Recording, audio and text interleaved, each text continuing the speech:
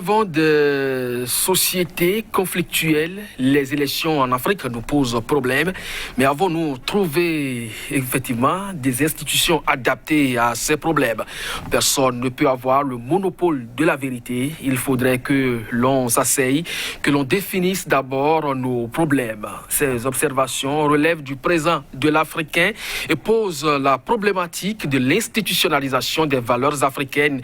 Oui, l'Afrique avait des valeurs lesquelles ont émerveillé le monde. La solidarité, la tolérance, l'acceptation de l'autre, le règlement à l'amiable des différends en sont quelques-unes. Face donc au déchirement du continent, berceau des civilisations, certains de ses fils sont nostalgiques de ce passé glorieux qu'ils souhaitent d'ailleurs porter au niveau institutionnel. Afrique, est-il encore possible d'introduire les valeurs dans les institutions? C'est la grosse interrogation de cette émission. Et pour en parler, je reçois pour vous deux enseignants, Dr Raymond Kovy-Asogba. Bonjour. Bonjour, monsieur Hamilton. Alors, je rappelle que vous êtes socio-anthropologue. Vous trouvez également sur le terrain de la spiritualité. Vous êtes docteur d'État en sociologie du développement et maître de conférences des universités du CAMES. Merci pour votre présence sur ce plateau. Tout le plaisir est pour moi et je salue les téléspectateurs et téléspectatrices de Sika TV. En face de vous, c'est docteur Luc Koumoulou, enseignant-chercheur des universités, militant actif pour la restauration de l'excellence, de l'éthique et des valeurs citoyennes. Docteur, merci d'être là aussi. Merci, monsieur le journaliste. Alors, docteur Raymond Asogba, lorsque on parle de l'Afrique, je l'ai évoqué tantôt, il y a certaines caractéristiques, notamment l'hospitalité, l'acceptation de l'autre, le règlement à l'amiable. Alors, l'intégration africaine voulue par les pères fondateurs à travers d'abord l'OUA, aujourd'hui l'Union africaine. Est-ce que pour vous, à l'analyse, c'est une réalité ou juste un simple groupe de mots? Merci bien, monsieur Hamilton. Il faut dire que tout de go, nous sommes en Afrique de l'Ouest. Tout au moins, nous menons une vie dans des institutions de la déraison. Pour la simple raison que quand vous prenez les institutions constitutionnelles comme la présidence, comme l'Assemblée nationale, comme la Cour constitutionnelle, comme la Cour suprême, et puis vous prenez l'organisation territoriale, nous les avons héritées de la puissance tutélaire qui était la France. Et aux indépendances, le général de Gaulle a piégé le jeu en imposant des accords secrets aux chefs d'État. Ce qui fait que dès l'entame, ces institutions ont été des institutions confligènes avec les coups d'État. Mais les chefs d'État ont pris conscience lorsque, par exemple, Houphouët rencontre Nkrumah ou bien Sékou Touré. Lorsqu'il y a des moments où, dans le temps, certains présidents se rencontrent ou bien les présidents du Bénin rencontrent ceux du Nigeria, ils parlent le Yoruba, ils parlent en Akan. Et donc, ils se sont rendus compte qu'ils avaient plus à partager que les frontières qui les divisent. Mais au départ, c'était l'OUA. Et donc, ils ont dit intangibilité des frontières. En disant l'intangibilité des frontières héritées et de la puissance tutélaire, ils ont plombé toute possibilité de refondre les rapports sociaux pour faire passer, je pense, leur vision personnelle.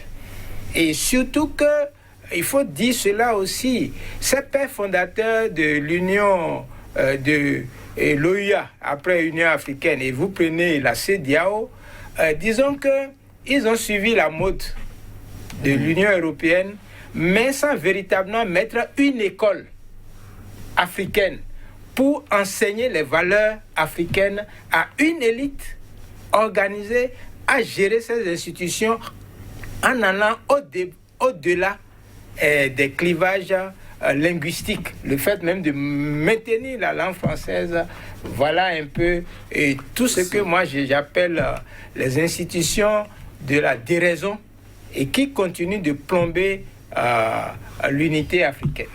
les institutions de la déraison qui plombent l'unité africaine, Dr Koumoulou. Lorsqu'on parle de l'Afrique, les valeurs que j'ai citées, elles sont non exhaustives. Hein. Ça, c'est entre autres valeurs que j'ai citées. Est-ce que vous pensez que ces caractéristiques-là, jadis, qui avaient donc fait de l'Afrique berceau des civilisations, devraient continuer par nous caractériser? Oui, je crois que l'Afrique n'a pas tout perdu. Même jusqu'à présent, on nous appelle toujours le berceau de l'hospitalité et tous les pays africains sont caractérisés donc par cette valeur. On n'a pas tout perdu. C'est vrai que actuellement, surtout au niveau de la jeunesse, on constate beaucoup d'incivisme dans la rue. Vous allez constater peut-être des casses lorsque les jeunes se soulèvent contre l'autorité et on a les guerres ethniques. Nous avons parfois l'intolérance religieuse. Ce n'est pas des valeurs qu'on reconnaît aux Africains. Où est-ce que nous avons trouvé ces mauvaises valeurs, sinon ces mauvais comportements qui ne nous caractérisaient pas? C'est peut-être l'aliénation dont nous avons été victimes et qui venait donc de la colonisation. Mais ça ne veut pas dire que nous avons tout perdu. Il y a encore des choses qui caractérisent les Africains. Et actuellement, vous prenez les Africains et n'importe où ils sont, il y a la solidarité quand même qui est toujours africaine. Il y a cet amour du prochain, le respect de la famille. Nous avons encore certaines pesanteurs africaines qui font que quand vous êtes en couple, on ne peut pas du but en blanc se lever et quitter le foyer à cause de la présence familiale. On a quand même un certain respect pour certaines choses. Vous allez dans certains milieux, il y a des fétiches que les gens respectent. Il suffit seulement de placer le fétiche dans une forêt sacrée. Vous allez constater que les gens vont respecter la biodiversité dans cette forêt. Et même à Porto-Novo, tout près ici, il y a quand même des rituels où le Zangwetor vient simplement, et là où il y a une mauvaise gestion des déchets, le Zangwetor vient mettre simplement juste quelques pailles, c'est fini, tout le monde respecte cet endroit et on ne fait pas n'importe quoi en cet endroit. Donc on ne peut pas dire que nous ne sommes pas toujours caractérisés par nos valeurs africaines. Il y a beaucoup de choses que nous avons perdues, mais il y a encore des valeurs que nous pouvons reconnaître qui sont encore africaines et que nous possédons. Alors, les institutions de déraison, Dr Raymond Assoba, vous en avez parlé, la barrière linguistique, le socle de tous ces problèmes aujourd'hui auxquels la plupart des pays africains sont confrontés. Mais est-ce que vous avez comme l'impression aussi que l'école a joué un rôle à ce que, effectivement, ces contre-valeurs-là soient davantage véhiculées? Bien sûr. Disons que l'école a continué le traumatisme et la reproduction de citoyens inadaptés à l'environnement social. Dans la mesure où, à l'école, on ne pouvait pas parler sa langue maternelle. Il y avait ce symbole qu'on appelle, ce symbole qu'on vous met quand vous parlez votre langue nationale. L'école a continué de produire ce qu'on appelle l'Akowe, c'est-à-dire celui-là qui parle français, celui-là qui mime toutes les valeurs d'emprunt. Et à partir de là, je pense que pendant les 60 ans que nous venons de vivre, nous avons assisté véritablement à ce que moi j'appelle la reproduction de la mentalité de mercenariat. Le Béninois, véritablement, l'école le forme pour être un mercenaire au service des intérêts étrangers. Mais il faut dire qu'il y a une dialectique. La dialectique, c'est qu'en même temps que l'école et les religions d'emprunt nous conditionnaient à détester nos valeurs sociales, en même temps, nos ancêtres ont continué de respecter les rituels dans le Hunkpame. Et donc, aujourd'hui, nous sommes dans une situation, vous voyez, et c'est pourquoi je parle de la pensée du vaudou. Le vaudou n'est pas une religion. Le vaudou on va venir tout à l'heure à cet aspect des choses. Je vais demander l'avis du docteur Koumoulou. Est-ce que vous pensez, puisque vous êtes aussi enseignant, vous fréquentez donc ces nombreux élèves à qui vous dispensez donc des cours, est-ce que vous avez l'impression qu'ils s'approprient véritablement cette pensée que vous avez évoquée tout à l'heure lorsque vous parlez par exemple des Angleterres, pour parler des gardiens de la nuit? Est-ce que tout le monde croit vraiment à cela aujourd'hui, face donc à ce que le docteur appelle des religions d'emprunt? Vous savez, lorsque on rentre dans ce débat de la colonisation, l'annihilation mentale de l'Africain, on oublie quand même que dans les foyers, tout n'a pas été perdu. Il y a encore des valeurs qui se perpétuent de génération en génération. Tout le monde a encore peur de certaines croyances par rapport donc à nos religions endogènes. Il y a encore cette crainte qui est sur le terrain. Ce que je vous dis par rapport aux Angleterres est réel. Lorsque vous êtes dans la rue, vous voyez une troupe de personnes en train de venir avec un vaudon sur la tête, tout de suite, vous ne recevez pas cela comme c'est une troupe de fidèles chrétiens qui donc sont en train de marcher peut-être pour une fête d'épiphanie ou je ne sais pas. Il y a quand même une crainte qui est là. Le fait que c'est toujours des valeurs endogènes cachées, il y a encore une codification qui n'est pas encore bien perçue. Ça fait que il y a une crainte qui est là. Donc, au niveau des élèves, c'est vrai que dans le milieu scolaire, on ne parle pas de ça de façon ouverte, mais dans les maisons, ces élèves viennent dans les maisons et les parents, toujours accrochés à certaines croyances, véhiculent toujours de façon, par une tradition orale, ces connaissances qui sont toujours ancrées dans le cœur donc, des apprenants. Alors, on ne peut pas refuser cela. Vous n'êtes pas sans savoir quand même que de plus en plus, l'autorité étatique a une certaine influence sur ces pratiques. Il y a des préfets, il y a des maires qui interdisent, par exemple, la manifestation de Horo, des couvents qui sont saccagés au nom donc, de la modernisation. Est-ce que vous trouvez que, ce faisant, on est en train de donner l'impression à ces générations montantes de toujours avoir une certaine crainte vis-à-vis de ces pratiques? Oui, je crois que nous sommes ici pour trouver quand même le juste milieu de ce qui nous est resté.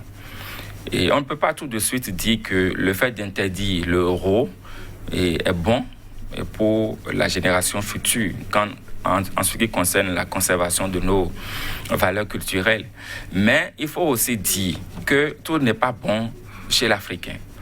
Lorsque vous faites sortir l'euro, vous empêchez les femmes de sortir, qui doivent aller au marché.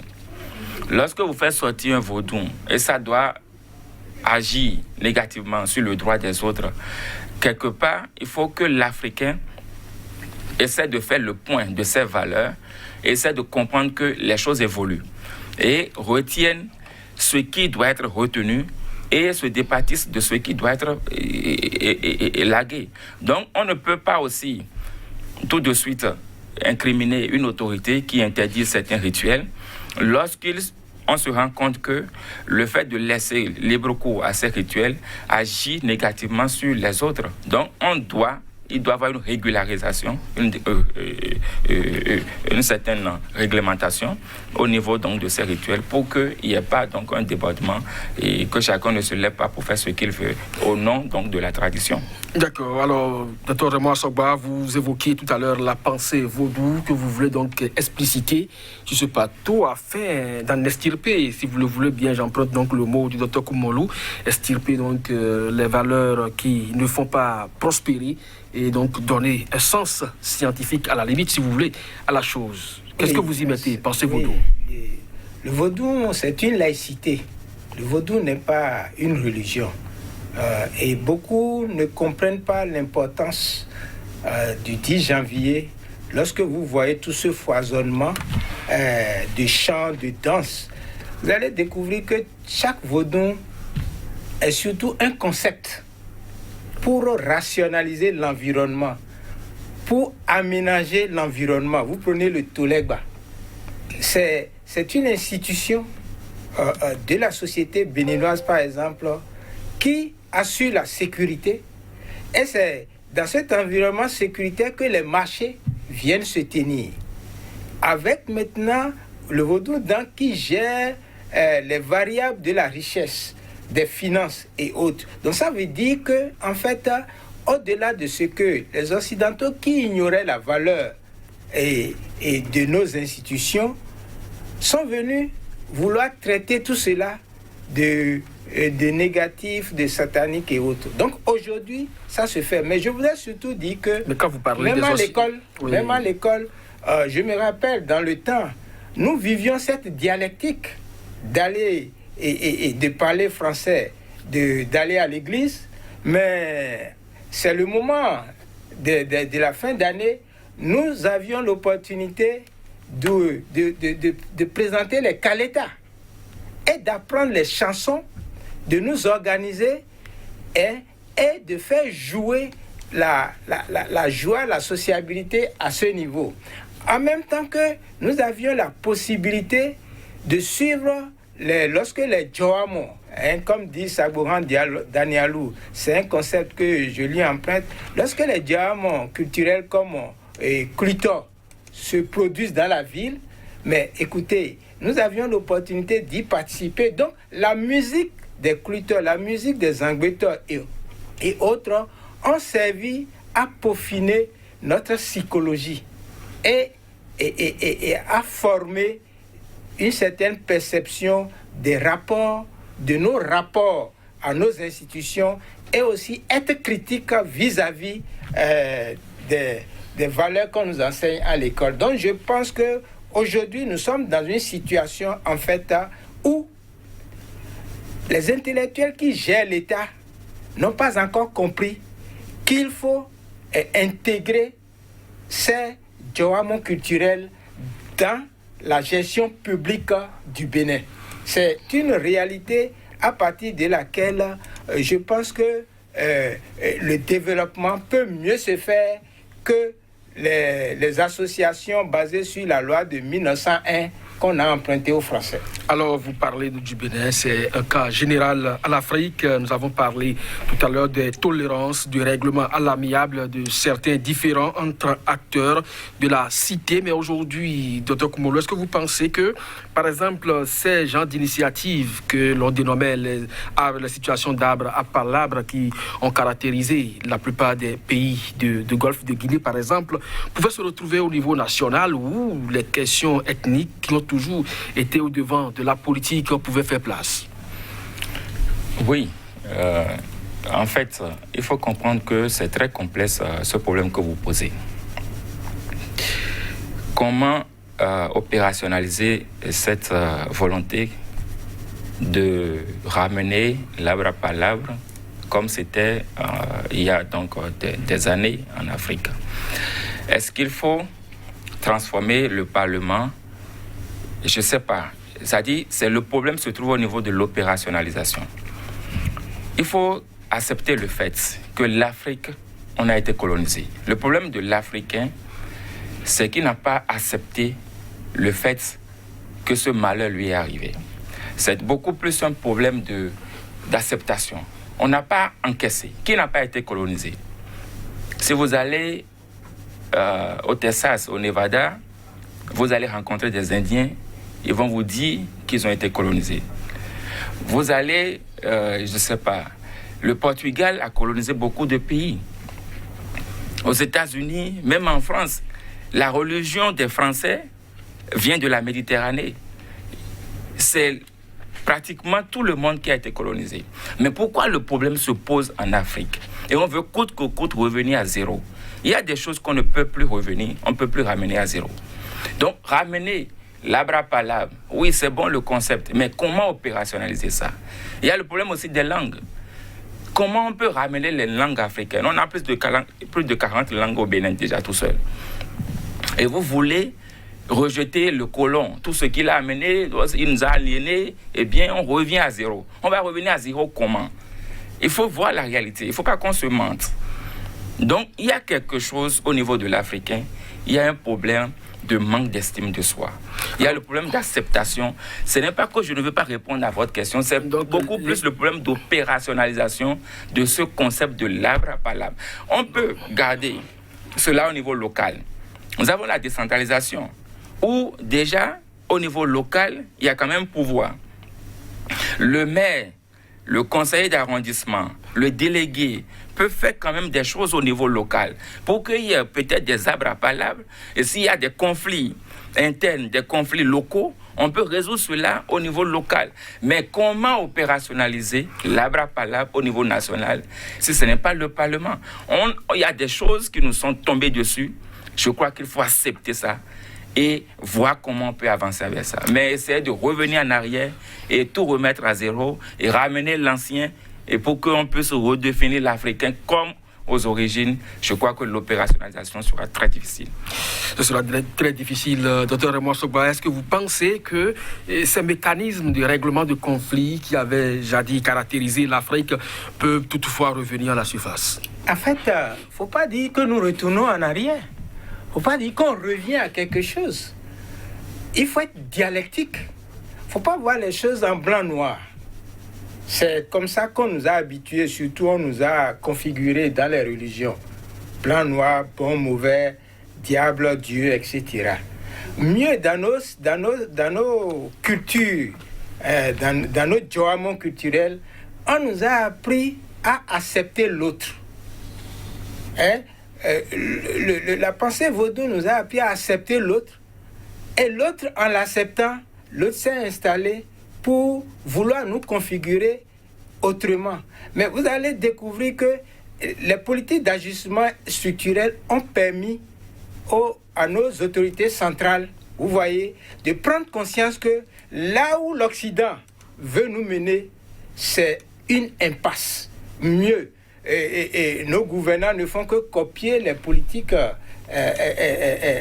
imposées par les politiques des autres pays. Il faut dire que, vous avez vu, au niveau, vous avez parlé de l'arbre à palabre. En fait, c'est notre cadre juridique, c'est notre cadre judiciaire de régler les situations, mais on lui a donné un nom, vous voyez, un nom de dévalorisation, l'arbre à palabre. Donc aujourd'hui, il s'agit de restituer ces valeurs-là comme des institutions dans lesquelles les populations se retrouvent. Et prenez, mon collègue a parlé des conseils, de la décentralisation et autres. On n'est pas sans savoir que les conseils communaux ont commencé à brader les terres. Et aujourd'hui, si vous voulez, moi, dans mon quartier, je suis heureux aujourd'hui de voir des panneaux bleus où on voit les terres réservées à l'administration, les réserves administratives. Vous voyez. Donc ça veut dire qu'il y a une délinquance des cols blancs avec les... C'est pourquoi il dit ce sont des institutions de déraison.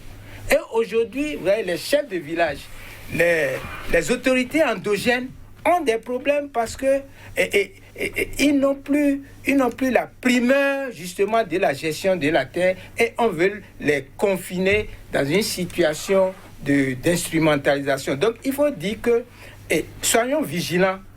Et c'est pourquoi nous disons que c'est d'abord le mot que vous utilisez qui fait la différence. On ne retourne pas en arrière.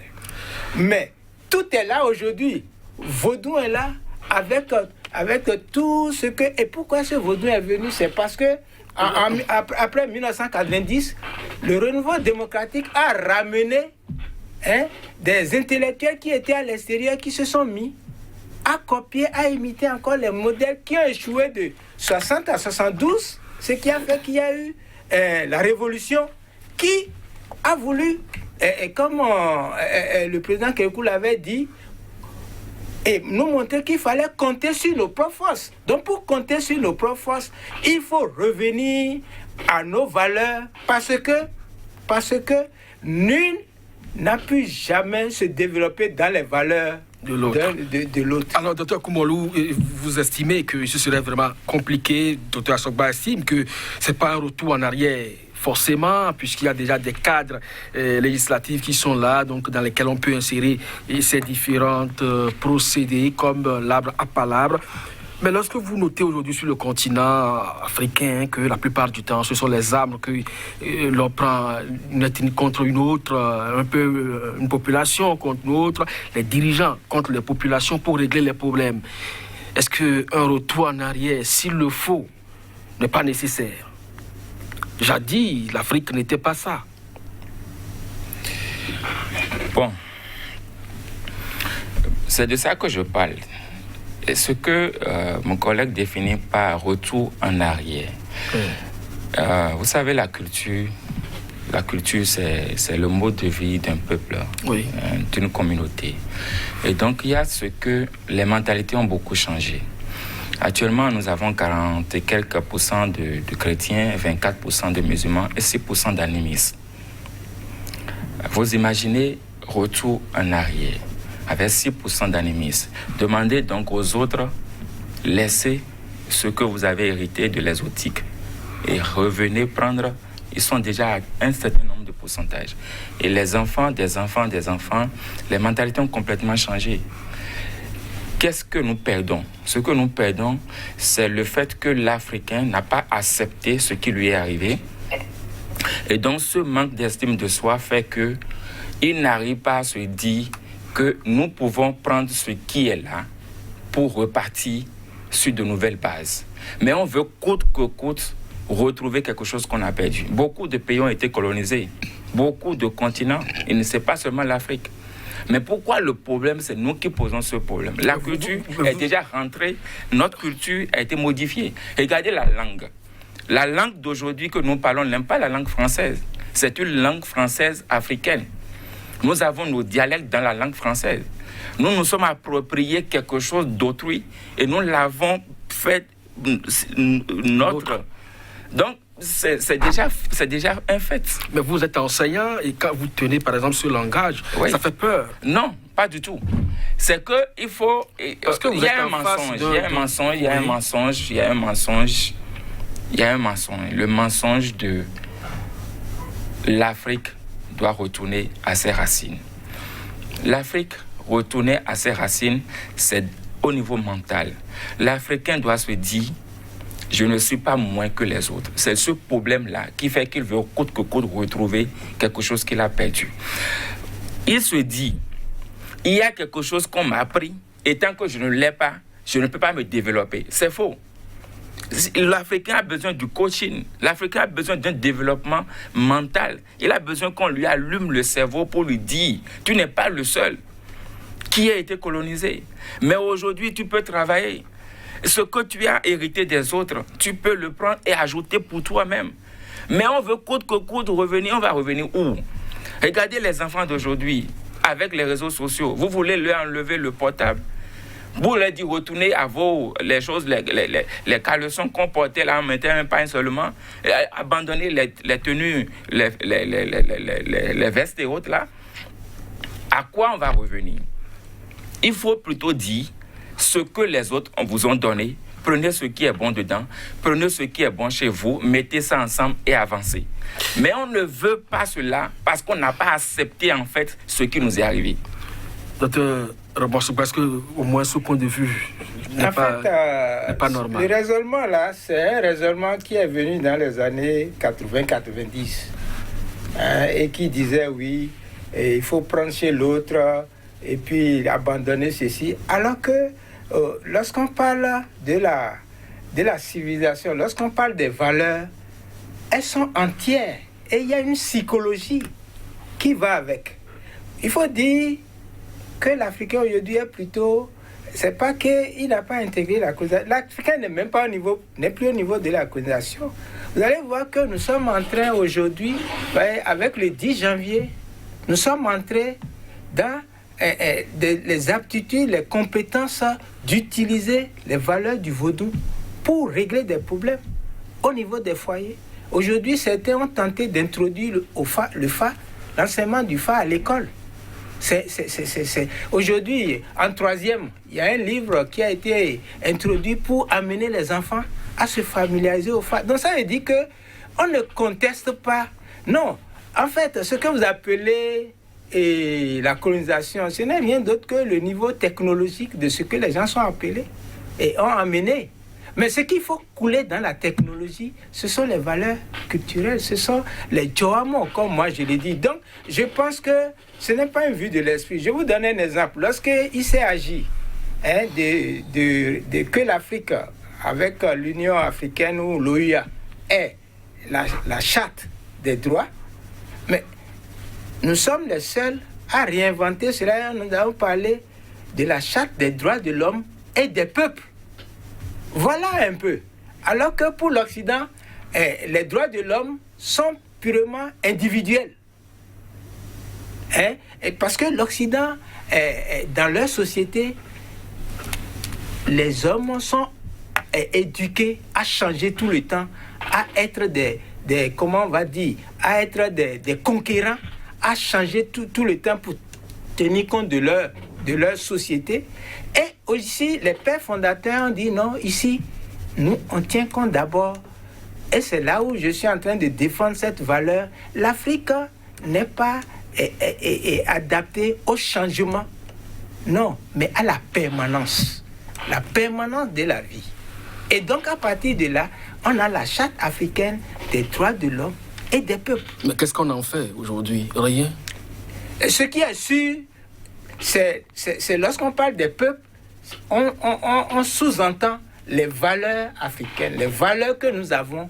Et il y a une manière, je vais vous donner l'exemple du professeur, il y a une manière de les utiliser. Je parle du professeur Niagoran-Bois en Côte d'Ivoire, qui, pour parler de ça, pour parler de cette problématique de la contemporanéité des valeurs africaines dans la subversion du développement, pour requérir la totalité de la liberté d'utiliser nos cultures pour aller à nos rythmes vers la construction de nos pays.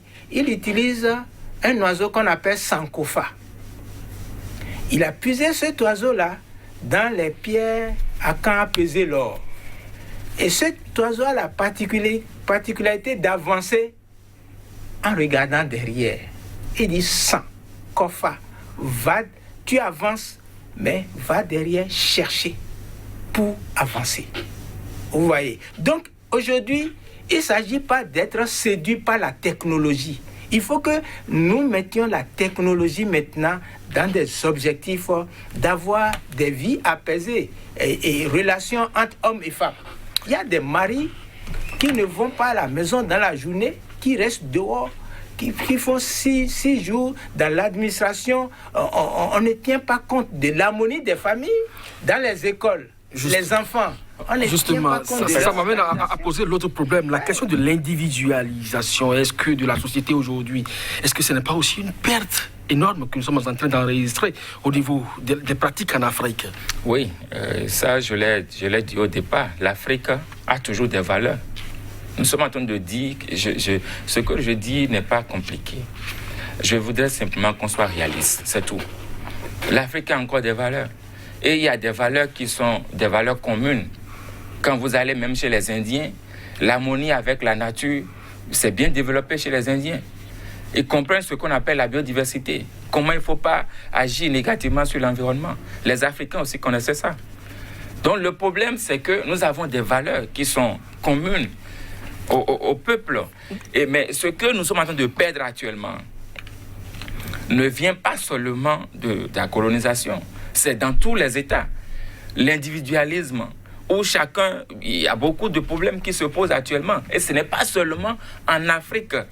Et donc, nous avons besoin d'une rééducation. Mais ça va se passer aujourd'hui? Comment ça va se passer? Oui. L'école est là. Il y a ce qu'on doit rejeter au niveau de l'école. Vous savez, l'école, dans les sociétés africaines, comment on éduquait l'enfant? L'enfant reste assis au pied donc des aînés et on lui transmet des connaissances. Graduellement, selon son évolution émotionnelle, selon son âge.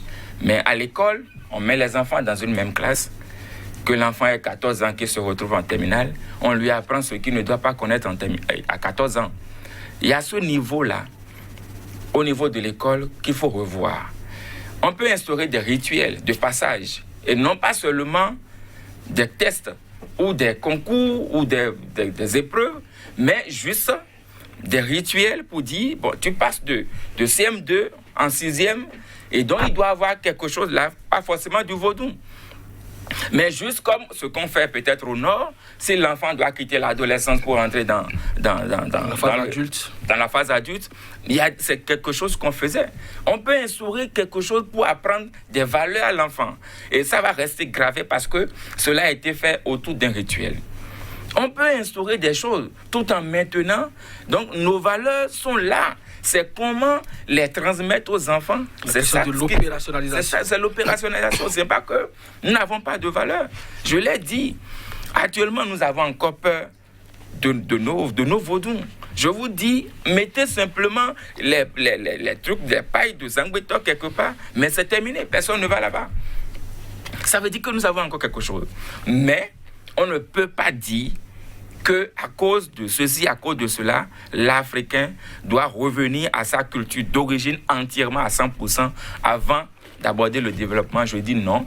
Nous prenons ce qui est et nous avons nos valeurs. Nous pouvons modeler tout ensemble et trouver quand même une convergence vers le développement. Alors, Dr. Ramos, on va évoluer dans cette émission. Est-ce que c'est la colonisation, telle que vous l'avez décriée sur ce plateau, qui a engendré au niveau institutionnel, par exemple, le vol, le mensonge? Disons que même moi, nous ne sommes plus au niveau de la colonisation. C'est pourquoi moi, j'ai commencé par élaborer un cas théorique, parce qu'il faut avoir un cas théorique où je parle de la contraculturation. C'est-à-dire tenir compte de la dialectique, du discours que l'Africain produit sur lui-même et sa société sans se couper de la mondialisation. Ça veut dire que nous ne pouvons pas refuser d'avoir été colonisés par... Non, nous parlons le français, mais nous ne parlons pas le français de France. Le français ne peut pas dire vaudou. Mais nous parlons...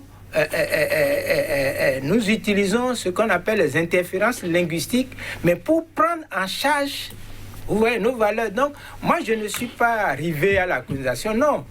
Mais c'est qu'aujourd'hui, et vous voyez que lorsque vous voyez, et vous prenez le marché économique, vous voyez la formation des élèves. Je pense que le système LMD, par exemple, vient réconcilier le béninois avec la formation professionnelle. Plutôt que d'installer l'enfant devant un tableau à annoncer B à bas tout le temps pendant un an. Mais cela n'agrée pas justement les bailleurs de fonds qui veulent forcément que nous restions dans le schéma étriqué de l'école. Vous voyez, et où Plan Bénin aujourd'hui tente de déstabiliser les humpams dans lesquels les enfants sont formés pour les amener à les faire sortir. Mais il y a... mais ça, c'est aussi une question de violation des droits des enfants. Il y a une médiane. Mais vous voyez, il faut reconnaître que c'est l'éducation à l'école qui nous a appris le mensonge, qui nous a appris le mépris de nous-mêmes, qui nous a appris l'assassinat de nos collègues. Vous savez que, vous voyez, dans le domaine politique, pourquoi est-ce que lorsque le pouvoir est pris, on se met à charcuter les opposants? Là où en Occident, c'est celui qui dit non qu'on promeut. Chez nous ici, quand tu es différent ou que tu dis non, tout de suite, on cherche, vous voyez, à te marginaliser et puis finalement à te charcuter, ou bien tu vas en exil. Donc aujourd'hui, vous voyez qu'il faut qu'on revienne à nos... C'est-à-dire quand on dit revenir, vous savez que chez nous, par exemple, la démocratie, les élections sont bien comprises des Occidentaux parce que ce sont leurs valeurs. Et c'est le résultat de leur histoire. Ils en ont les élocutions dans l'ADN et dans l'ARN. Mais nous, on ne l'a pas. Nous, on regarde dans les livres pour apprendre la démocratie. On regarde dans les livres pour faire la politique. Il faut revenir au mode africain. On sait que lorsque vous prenez une valeur comme OFA pour choisir le chef de village ou l'autorité centrale d'une région, c'est la paix. C'est l'équivalent de ce qu'on observe. Vous voyez aux États-Unis, par exemple, c'est maintenant les élections. Dès qu'ils vont s'entendre sur le président, c'est fini. En France, ils ont celui qui est élu à 100 jours. On ne le critique pas. Après 100 jours maintenant, on se donne 1000 jours quand on n'est pas d'accord pour trouver un autre contestataire et remettre le chemin. Ça, c'est lié à leur histoire. Mais nous, vous voyez, nous faisons ça en regardant dans les cahiers. Oh, il faut maintenant arrêter. Ça fait le renouveau démocratique a envoyé ça. Donc nous sommes dans une situation, en fait, c'est un brainstorming. Hein. Il faut que nous sommes en train, c'est la activité. Vous voyez, nous agissons, nous réfléchissons. Il faut que c'est ce que nous disons, le défi de ce débat, c'est de revenir à nous, de nous asseoir et de nous dire, en fait, les institutions qui sont là depuis 30 ans, par rapport au renouveau démocratique, depuis 60 ans par rapport aux élections, est-ce que véritablement ça nous permet de faire l'économie des vies humaines, l'économie de l'assassinat, l'économie du détournement, l'économie de la négation des jeunes qui sont là et qui ne trouvent pas à travailler. Voilà la problématique telle que moi. Oui, docteur, comment vous voulez réagir? Oui, en fait, tout à l'heure, je disais qu'actuellement, nous avons 42% au moins de chrétiens et 24% de musulmans et 6% d'animistes. Si vous mettez le phare, d'accord, comme étant donc le socle sur lequel on va se mettre pour choisir le président, vous voyez ce que vous allez créer comme problème. Comme déjà. Quoi? Donc, ça veut dire quoi? Oui. Il faut une éducation. Nous sommes actuellement déjà dans la démocratie. Oui. La démocratie n'est pas nouvelle en Afrique. L'Abraham, c'était de la démocratie. Non, c'est pas la. C'était une sorte de démocratie. Le mot appartient aux Occidentaux. C'était pas notre démocratie. Non, c'est pas la démocratie dans le sens donc, de gouvernance et des États, etc. C'était bon. Vous voyez, les gens se rassemblaient autour d'un arbre et donc on discutait et les conclusions étaient les conclusions de l'Assemblée. Oui. C'est de ça que je parle. Donc l'Africain connaît ça. Donc ce qu'il faut pour que l'Africain s'approprie ce nouveau système dans lequel nous sommes, qu'on appelle la démocratie, c'est l'éducation. C'est l'éducation. Oui. Donc il faut sensibiliser.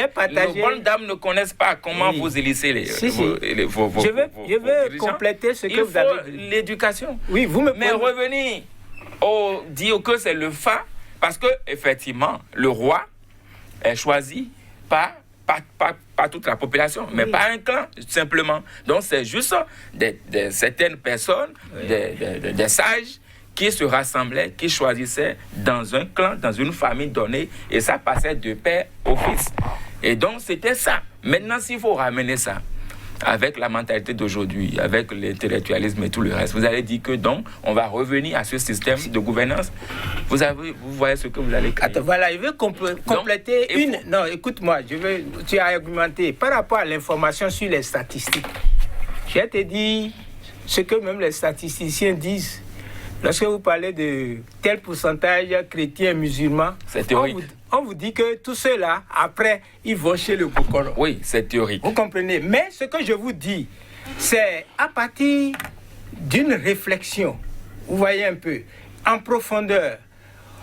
Ce n'est pas ce qu'on nous a dit que Vodou, Fa, c'est religion, c'est fétiche. C'est ce qu'ils ont dit pour dévaloriser et nos valeurs et nous empêcher de rêver. Je vais vous dire ce que les Français ont fait lorsque Dada Bianzé s'est rendu en 1894. Ils ont intronisé à Goliagbo et vous savez ce qu'ils ont fait? Dans les textes, ils ont mis roi d'Abomey. Vous avez vu? Alors que c'est le roi du Dahomey qui devait écrire. Donc ça veut dire qu'ils ont eu un esprit, vous voyez, de tuer notre intelligence. Et ça là, les historiens ont étudié ça, mais politiquement, nous n'avons pas pris conscience et nous continuons toujours d'attendre que les experts français viennent nous dire un jour ce qu'il faut toujours faire. C'est ce que nous sommes en train de dire. Réfléchissons par nous-mêmes et comprenons que Vodumbo ne sont pas des religions parce que ce sont des institutions qui existaient même avant Jésus-Christ et avant la création des religions. Et c'est à partir de là maintenant que nous pouvons avoir un rapport à nos valeurs. Je dis un rapport à nos valeurs. Je ne dis pas parler de nos valeurs. Et c'est la problématique d'aujourd'hui. Quel rapport devons-nous avoir vis-à-vis des valeurs africaines et aujourd'hui les institutions qui sont chrysogènes que nous avons emprunté, moi je ne parle pas de nous avons emprunté parce que c'est la mondialisation et on ne vit pas en vase clos, d'accord, mais quel rapport maintenant devrions-nous établir vis-à-vis de ces institutions? Il faut maintenant s'asseoir sous une forme de, c'est pas une conférence intellectuelle et autres, et nous apaiser et commencer maintenant par assumer la pensée négro-africaine sans l'admonestation ou la suprématie ou le contrôle justement des experts de la Banque mondiale et du FN. Alors, Dr Koumoulou, vous avez dit que c'est l'école qui va enseigner ces valeurs et au fur et à mesure que ça évolue dans le système éducatif, peut-être hiérarchiser donc des niveaux et introduire si possible un certain rite pour les faire passer au lieu des tests et autres. Alors, à partir de quel âge vous pensez qu'on peut transmettre ces notions-là pour que l'Africain d'aujourd'hui puisse, dans les années 30, en tout cas une certaine cohorte, puisse s'approprier effectivement ces valeurs-là?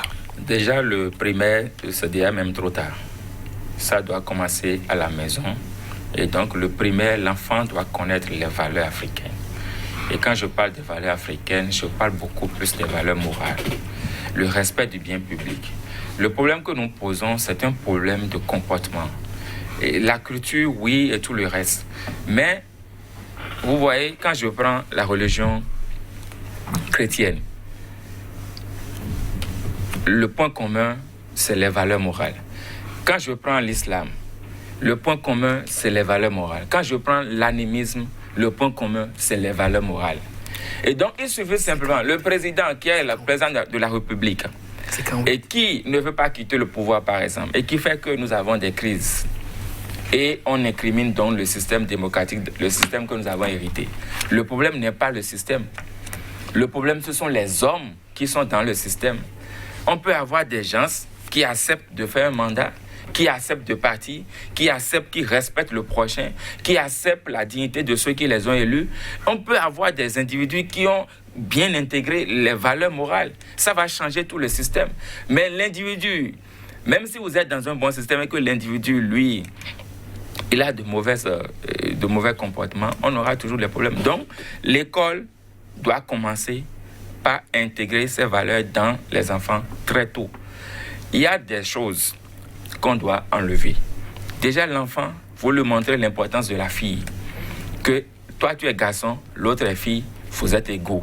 Il faut lui montrer cela. Il ne va pas battre sa femme à la maison. Sous prétexte parce qu'il est africain, il doit montrer qu'il est Superman, qu'un Africain doit battre sa femme, sinon il n'est pas un Africain. L'excision des filles, il faut montrer ça aux enfants, qu'on ne fait pas excision de filles. Ce sont des valeurs culturelles, ce sont des traditions africaines, mais ce n'est pas bon. Il y a des choses qu'on peut commencer par apprendre aux enfants. On ne vole pas. Nous, en Afrique, on ne vole pas. S'il, après, il devient président de la République, vous n'avez pas besoin d'amener des cultures, de quoi que ce soit. Ces valeurs suffisent pour que la société puisse évoluer.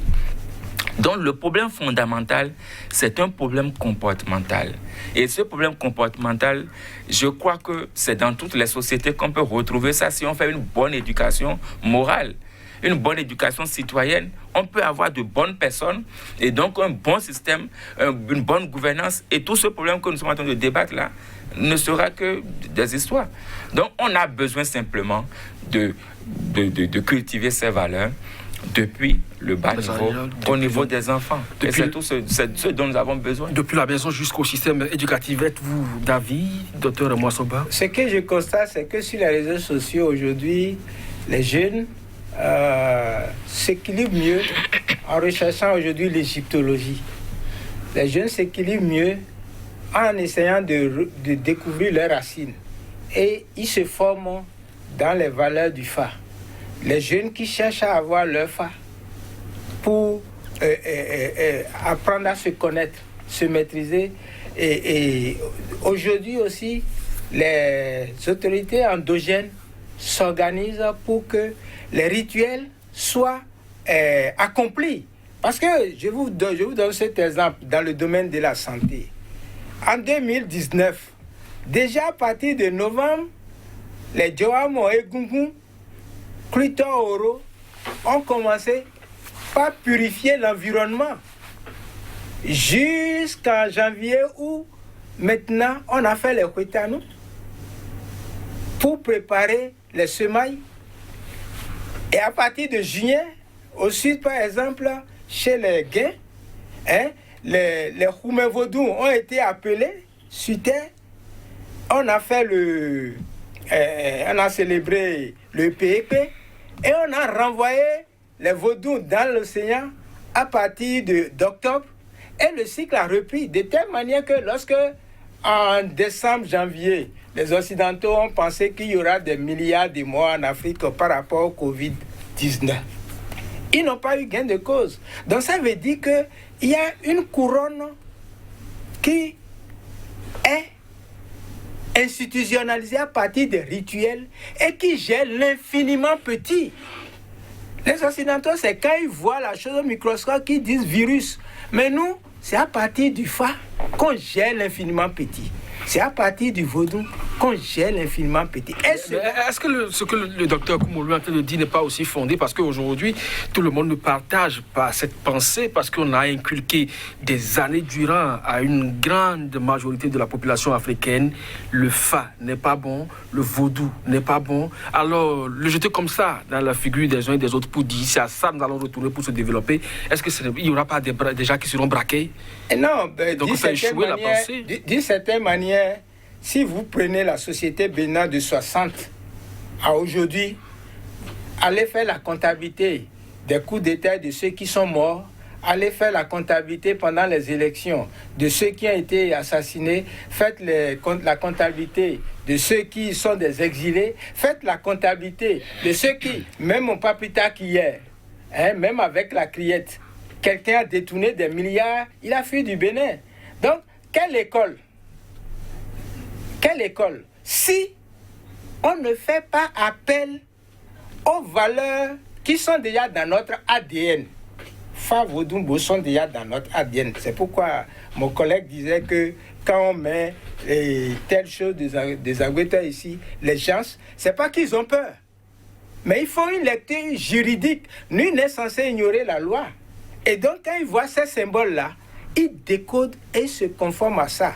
Or, justement, la vie démocratique et publique béninoise n'a pas coopté ces valeurs de nos Djoamo dans les textes de loi. Et je pense que ce n'est pas seulement l'école. Il faut que justement ceux qui gèrent l'espace public puissent aujourd'hui coopter. Et il y a le 10 janvier, et la nouvelle constitution a reconnu dans l'article 151.1 déjà les chefs dits traditionnels et têtes couronnées. Vous voyez déjà que le politique a compris la chose. Prenez le président de la République. Lorsqu'il a rencontré les chefs, les rois et têtes couronnées, il a utilisé le modèle d'analyse du Vidaho. Oui. Lorsqu'il a rencontré l'épiscopat, il a dit « Permettez-moi que je dérange la paix sociale pour redresser le pays ». Lorsqu'il a rencontré les musulmans, c'est là qu'il a parlé de la pagaille qui règne dans le Bénin. Donc, cette école que nous avons, c'est une école pour instrumentaliser la pagaille. Depuis même l'implantation des institutions occidentales. Donc, ça veut dire qu'aujourd'hui, ce n'est pas seulement l'école. C'est dans les espaces des médias, même ce que fait Sika TV. Ça vise à la formation, vous voyez, de la mentalité, de la conscience des Béninois. Et les jeunes sont en train de faire le travail. Les jeunes ont compris justement que nous avons des choses qui n'ont pas été enseignées à l'école et dont ils peuvent faire une utilisation pour s'organiser et puis gérer leur avenir. Alors, Dr Koumoulou, vous êtes aujourd'hui enseignant, je peux vous appeler aussi concepteur. Si vous avez donc quelque chose à proposer aujourd'hui aux décideurs pour que ça prenne, qu'est-ce que vous allez dire? Avant de répondre à la question, je voudrais interpeller encore mon vis-à-vis. Est-ce que les rituels dont vous avez parlé, ces rituels sont interdits? Non. Est-ce qu'ils se font? Oui. Mais est-ce qu'on a encore des problèmes? Oui. Donc le problème, je reviendrai là-dessus, c'est l'homme qui doit changer. Le comportement. Le comportement. S'il change, je crois que beaucoup de choses iront mieux. Par rapport à votre question, Premièrement, il faut faire un recensement, un sondage. Qu'est-ce qu'on peut appeler encore valeur culturelle qui persiste, qui n'a pas été changée, qui est toujours là dans les sociétés. Il faut faire un sondage parce que tout le monde ne partagera pas ce que vous dites ni ce que je dis. Les gens ont beaucoup évolué, il y a d'autres qui sont déjà dans d'autres mentalités. Comment évoluer, comment se faire de l'argent, comment... Ils ont d'autres choses, ils ne pensent plus à culture africaine, culture quelque chose. Ils sont simplement free eux-mêmes, ils évoluent, ils n'ont aucune culture dans leur tête. Ils ont un mode de vie et ils évoluent. Beaucoup de jeunes sont comme ça. Donc, il faut identifier qu'est-ce qu'on a encore comme valeur culturelle. Faire ce recensement. Enlever le mauvais grain du bon. Ce soit difficile. Parce que certains vont vouloir s'accrocher encore à l'excision, par exemple. Certains vont vouloir s'accrocher encore au lévira, etc. Certains comportements qui sont propres à l'Afrique, mais qui ne sont pas forcément bons comportements.